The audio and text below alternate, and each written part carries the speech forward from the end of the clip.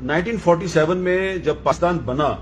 تو کراچی میں بہت سے ادارے اس وقت موجود تھے اور وہ ادارے آج بھی کراچی کو سنبھال رہے ہیں. اور وہ ادارے کب بنے تھے؟ کراچی پورٹ ٹرسٹ جو ہے یہ 1887 میں بنا, کراچی چیمبر آف کامرس 1860 میں بنا, کراچی ایئرپورٹ 1924 میں بنا, کراچی ریلوے اسٹیشن 1898 میں بنا, این ای ڈی یونیورسٹی 1921 میں بنی, ڈاؤ یونیورسٹی 1945 میں بنی, سندھ مدرسۃ الاسلام جہاں پہ قائد اعظم بھی پڑھے 1885 میں بنا, Saint Patrick high school 1861, Saint Joseph school 1861, Karachi grammar school 1847, civil ہسپتال Karachi 1888, Jinnah hospital 1930, Karachi municipal corporation 1927, Sindh high court 1923,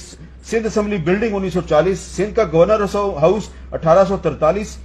چڑیا گھر Karachi 1878, Karachi Gymkhana 1886, Empress market 1884, Karachi boat club K B C 1881 اور